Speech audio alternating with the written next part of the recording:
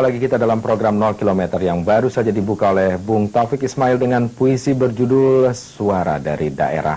Mulai benar-benar didengarkan. Pemirsa, malam ini kita akan membahas kembali rencana pemekaran wilayah di Indonesia. Dan malam ini saya didampingi anggota DPR RI dari Komisi 2, Bung Imam Sanjaya. Selamat malam, Bung Imam. Selamat malam, Bung. Iya, Anda ini kalau tidak salah yang menentukan daerah itu bisa jadi provinsi atau tidak ya di Komisi 2 ini? Saya pikir tidak lah ya. Bahwa saya adalah satu dari 500 anggota DPR. Jadi untuk menjadi provinsi itu ditentukan oleh 500 anggota DPR selaku pembentuk undang-undang. Tapi dari Komisi 2 sangat berperan kalau begitu. Ya karena memang bagiannya. Bagiannya. Oke, Bung Imam. Dan pemirsa, sebelum kita mulai perbincangan malam ini, sekarang kita simak dulu laporan tim liputan kami yang baru saja kembali dari Pulau Bangka, di mana masyarakat dari Pulau Bangka dan Belitung mengadakan rapat akbar menuntut provinsi sendiri lepas dari Provinsi Sumatera Selatan.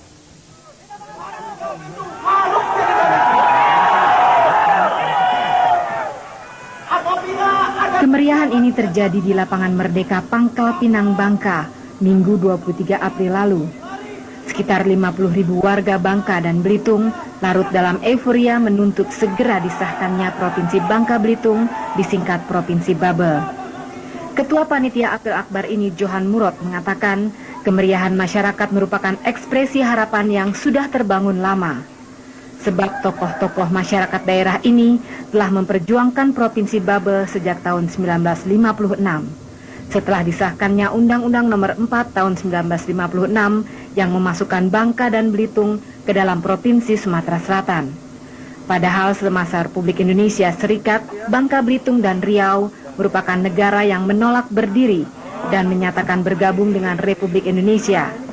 Perjuangan tahun 1956 ini kandas seiring dengan mutasi terhadap tokoh-tokohnya. Perjuangan Provinsi Babel dilanjutkan lagi tahun 1970. DPR gotong royong menyokong dengan memajukan rancangan undang-undang inisiatif pembentukan Provinsi Babel di Badan Musyawarah dan dibahas dalam sidang paripurna tanggal 28 Agustus 1970. Namun pembahasan masalah ini tidak sampai ke tahap keputusan. Masyarakat Bangka Belitung diminta bersabar karena pemerintah akan menggelar pemilu saat itu. Tahun 1998, seiring dengan terbukanya era reformasi, keinginan membentuk provinsi tersebut dimunculkan kembali. Setelah melalui berbagai persiapan, pada Juni 1999 dibentuklah Komite Perjuangan Provinsi Bangka Belitung di Pangkal Pinang dan Jakarta. Komite inilah kemudian melobi DPRD RI periode 98-99 yang meneruskannya kepada DPR RI periode 1999-2004. Dukungan berupa memorandum juga diberikan DPRD Pangkal Pinang Kabupaten Bangka dan Kabupaten Belitung yang kemudian membentuk presidium meneruskan kerja komite. Kemudian pada tanggal 17 Desember, DPRD Kota Pangkal Pinang ini mendukung dengan mengeluarkan memorandum DPRD Pangkal Pinang itu pada tanggal 17 Desember. Artinya dalam dukungan itu semua fraksi mendukung perjuangan Provinsi Bangka Belitung ini. Kemudian dilanjutkan oleh DPRD Kabupaten Bangka pada tanggal 9 Desember.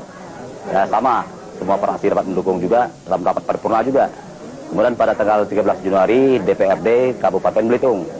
Dan dilanjutkan lagi dengan tahun 2000 tanggal 13 Maret DPRD 1 juga memberikan dukungan terhadap perjuangan Bangka Belitung ini. Bukan hanya pihak legislatif, Bupati dan Wali Kota di Bangka dan Belitung juga mendukung keinginan masyarakat ini. Bupati Bangka Eko Maulana berjanji akan memperjuangkan aspirasi ini kepada Gubernur Sumatera Selatan. Dengan selesainya rapat apel akbar ini, Gubernur ya sekurang-kurangnya yakin bahwa sebenarnya pembentukan Provinsi Sumatera Selatan kehendak seluruh rakyat Bangka dan Belitung. Pembentukan Provinsi Bangka Belitung merupakan kehendak rakyat Bangka dan rakyat Belitung. Bukan rekayasa politikus dari segelintir elit politik. Melalui rapat akbar ini, anggota DPRD, pejabat, masyarakat Bangka Belitung berharap pihak yang berwenang bisa menerima kenyataan bahwa Provinsi Bangka Belitung benar-benar kehendak seluruh warga.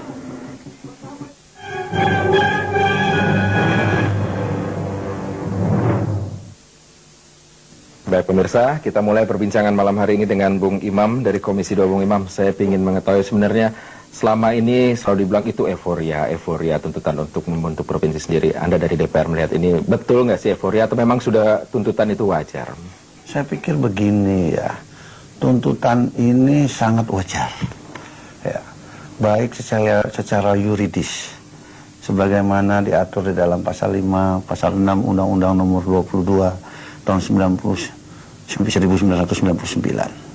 Demikian juga kalau saya melihat dari beberapa tokoh masyarakat, apakah itu untuk pembentukan provinsi-provinsi lain seperti Gorontalo, Provinsi Banten, Provinsi Kepulauan Riau, dan terakhir Provinsi Bangka Belitung.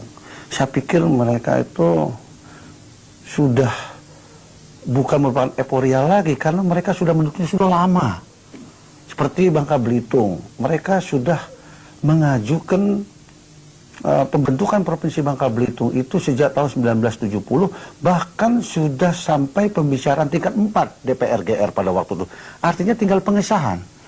Akan tetapi entah bagaimana situasi politik pada waktu itu, ternyata itu belum terlaksana juga. Dimentahkan lagi. Dimentahkan lagi dan dimulai dari baru pada tahun 2000 ini. Baik, kalau ini bukan euforia, berarti DPR melihat ini wajar kan? Sangat wajar. Sangat wajar. Tapi kenapa satu pun belum ada yang terrealisasi sampai sekarang ini? Karena untuk pembentukan suatu provinsi ya, atau pemekaran suatu daerah otonom itu ada kriterianya. Di samping aspek administrasi, aspek teknis juga diperlukan adanya Dewan Pertimbangan Otonomi Daerah yang terdiri dari Menteri Dalam Negeri, Menteri Keuangan, Menteri Otonomi Daerah, Asosiasi Pemerintah Daerah. Jadi ini juga akan melakukan kajian-kajian, dan ini baru beberapa minggu yang lalu keluar kepresnya, keputusan Presiden nomor 49 tahun 2000 tentang pembentukan Dewan Pertimbangan Otonomi Daerah. Ini yang memberikan pertimbangan-pertimbangan pada Presiden. Apakah provinsi ini sudah layak ataukah belum? Nah, itu demikian itu. Jadi berarti prosesnya masih cukup panjang untuk mengarah mereka itu bisa membentuk provinsi baru? Saya pikir tidak juga, ya, tidak panjang, karena kita beberapa aspek kan sudah dipenuhi tentunya, seperti aspek aspirasi, baik dari tokoh masyarakat, melalui keputusan DPRD Kabupaten, DPRD Kota, diikuti lagi secara berjenjang dengan DPRD tingkat 1, usulan kepala daerah tentunya dengan kajian-kajian. Nah sekarang DPOD-nya sudah terbentuk. Dalam tahun ini bisa nggak ada salah satu dari yang menuntut itu? Saya pikir ada. Ada ya? Ada. Bisa. Berarti ini satu Ada. informasi yang cukup mengembirakan bagi daerah-daerah. Kalau perlu saya beri contoh, Mungkin kita ingin tahu, sudah berapa banyak yang masuk ke DPR? yang sudah masuk ke DPR itu 4 ditambah 1 dari Sulawesi Barat, tetapi sampai hari ini tidak ada beritanya lagi. Mungkin itu bagian dari emosional atau euforia ya. Oh, jadi yang emosional juga ada. Ya? Mungkin ada. Saya pikir masih ada itu, karena sampai hari ini kok tidak ada tidak lanjutnya. Sedangkan 4 daerah ya, yang ingin membentuk provinsi, antara lain Provinsi Gorontalo, terus Provinsi Kepulauan Riau, Provinsi Banten, dan terakhir Provinsi Bangka Belitung. Jadi ada 4, baru 4 kok. Baru 4 ya. Nah, jadi kalau dibilang euforia nggak juga ya. Punya latar belakang yang cukup kuat. Betul. Daerah mana yang sudah siap dan lain-lain, mungkin kita koma dulu ini Bung Imam. Karena sekarang kita harus ikuti dulu tayangan yang disiapkan oleh rekan-rekan kami di 0 km. Rencana pemekaran wilayah dan berpisah dari provinsi induk seperti keinginan masyarakat Provinsi Bangka Belitung menimbulkan keraguan berbagai pihak tentang kemampuan wilayah tersebut untuk mandiri dari segi pendapatan. Sebab selama ini masyarakat mengenal Bangka hanya dari potensi sumber daya alam timah. Sementara deposit timah di Bangka terbatas untuk dieksplorasi hanya untuk 7 tahun hingga 10 tahun mendatang. Keraguan Bangka Belitung untuk mandiri didasarkan pula pada pendapatan asli daerah. Sebagai contoh, PAD Bangka Belitung tahun 1988 sekitar 49 miliar rupiah. Padahal untuk membiayai gaji pegawai saja, Bangka memerlukan dana sekitar 30 miliar rupiah. Dirut PT Tambang Timah Tobrani Alwi mengatakan, selain timah, Potensi sumber daya alam Bangka Belitung sebenarnya cukup besar, seperti pasir kuarsa, kaolin, dan kaca. Dan di masa depan, potensi Bangka Belitung sebagai kawasan industri tergolong strategis, baik ditinjau dari segi lokasi yang dekat dengan Singapura maupun ketersediaan sumber daya manusia yang berorientasi industri. Persoalannya kini, sejauh mana kemampuan pemerintah menyediakan infrastruktur untuk mendatangkan investor. Ya mungkin nanti industri-industri yang di Jawa itu mulai semakin dilarang gitu.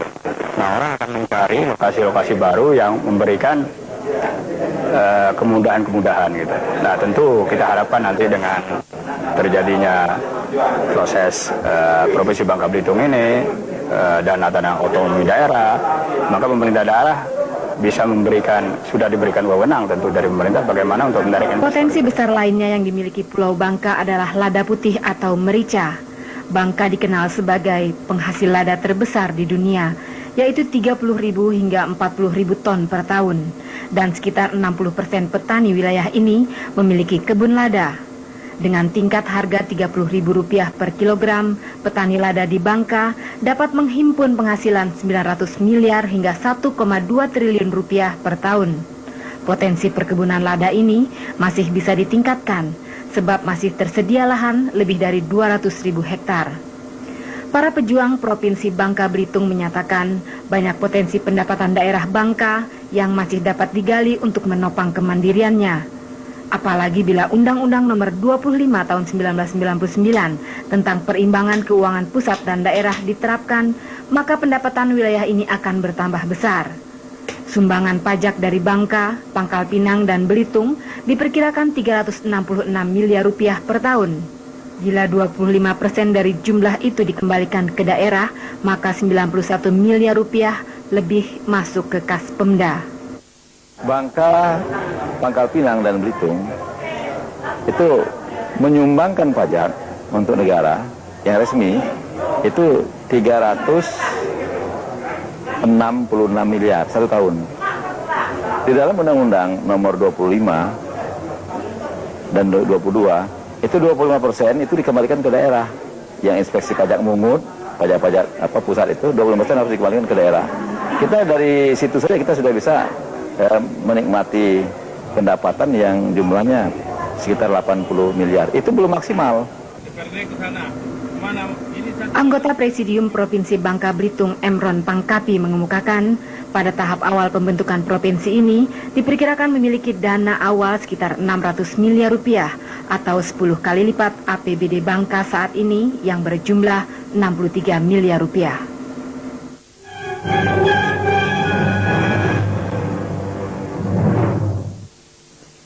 Baik pemirsa, kita lanjutkan lagi bincang-bincang bersama Bung Imam. Bung Imam, baik sekarang kita ingin tahu dari 4 daerah itu apa memang 4-4-nya sebenarnya layak untuk menjadi provinsi baru? Kalau dari penelitian awal kita, karena kami dari 4 daerah ini kami sudah datang ke daerah tersebut kecuali Bangka Belitung. Ya. Kita hanya mempelajari proposal Bangka Belitung. Saya pikir 4 daerah yang akan dimekarkan ini, saya pikir itu sudah layak sekali untuk segera ditingkatkan menjadi provinsi baru. Nah, yang menjadi masalah kan suka SDM memang mungkin dibagi dua, SDM putra daerah asli atau SDM memang putra daerah tapi bukan asli. Itu bagaimana untuk memenuhi ini? Saya pikir untuk SDM itu bukan merupakan kendala yang sangat mendasar. Karena kalau kita tidak memulai, ya, itu SDM tidak akan terbentuk. Oleh karena itu rasionya kita harus tidak mementingkan apakah itu putra daerah maupun di luar putra daerah. Yang penting buat kita adalah ini adalah untuk kesejahteraan rakyat seluruhnya, khususnya rakyat di daerah itu. Nah, sebenarnya sekarang jadi kriteria dari Kepres yang baru keluar bulan April ini sendiri, apa mungkin garis besarnya, Bung Imam? Kepresnya itu hanya mengenai pembentukan Dewan Pertimbangan Otonomi Daerah, anggotanya siapa-siapa saja, tugas-tugasnya adalah, nah salah satunya adalah tugasnya melakukan kajian-kajian atau penelitian tentang kemungkinan pemekaran daerah, penggabungan suatu daerah, bahkan penghapusan suatu daerah otonom. Oh itu tapi sudah berjalan ya. Sudah. Nah sekarang siapa yang memang sebenarnya harus yang termasuk dalam untuk menilai dan juga akhirnya memutuskan bahwa daerah ini bisa dimekarkan atau tidak? Ada beberapa hal. Yang pertama adalah tentunya tokoh-tokoh masyarakat di sana ya, melalui DPRD kota, kabupaten, dan DPRD tingkat 1 termasuk nanti usulan dari kepala daerah induk. Setelah itu baru nanti Menteri Dalam Negeri selaku Ketua Dewan Pertimbangan Otonomi Daerah menyerahkan permohonan atau kata usulan tentang pembentukan itu kepada Dewan Pertimbangan Otonomi Daerah, begitu juga kepada Komisi 2 DPR RI untuk melakukan peninjauan lapangan maupun kajian-kajian teknis. Jadi sebagian sebenarnya oleh Komisi 2 sudah mulai dilakukan ya? Sudah. Nah sekarang mungkin memang Dewan itu kan masih akan dibentuk berarti Dewan Otonomi Daerah ini? Sudah terbentuk. Sudah terbentuk. Sudah dengan Kepres itu sebetulnya sudah terbentuk. Walaupun isinya belum... Ya hanya yang belum adalah asosiasi pemerintah daerah. Itu kan terbatas. Itu hanya 2 anggota misalnya. Terus asosiasi daerah yang dipilih oleh DPRD. Nah itu juga terbatas hanya 2 orang. Nah, itu belum. Nah sekarang masalahnya gimana memilih pemimpin dari provinsi baru ini atau gubernurnya lah itu. Karena kan DPRD-nya tadinya kan di provinsi yang satu, sekarang mekar. Siapa yang akan memilih itu nanti mekanismenya, untuk sistemnya? Sementara ya, maka pemerintah pusat akan menunjuk pejabat gubernur. Nah, itu merupakan wewenang pemerintah pusat. Baru setelah itu dibentuklah Dewan Perwakilan Daerah tingkat 1. Apakah itu berdasarkan hasil pemilihan umum tahun 99 pada daerah induk itu, ataukah melalui pemilih lokal? Karena sampai hari ini belum diputuskan oleh DPR RI. Masih belum diputuskan. Jadi jalan keluarnya memang dari pusat bisa drop dulu. Ya, pejabat sementara. Sebagai contoh misalnya, kita langsung ini pejabat gubernur Maluku Utara. Itu kan baru dibentuk. Sampai sekarang belum ada DPRD tingkat 1-nya. Sehingga belum dilakukan pemilihan yang definitif. Baru pejabat gubernur. Oke. Terima kasih Bung Imam. Sebelum kita lanjutkan lagi perbincangan, dan pemirsa 0 km masih akan berlanjut. Sekarang kita nikmati dulu sebuah lagu yang akan dibawakan oleh Bimbo.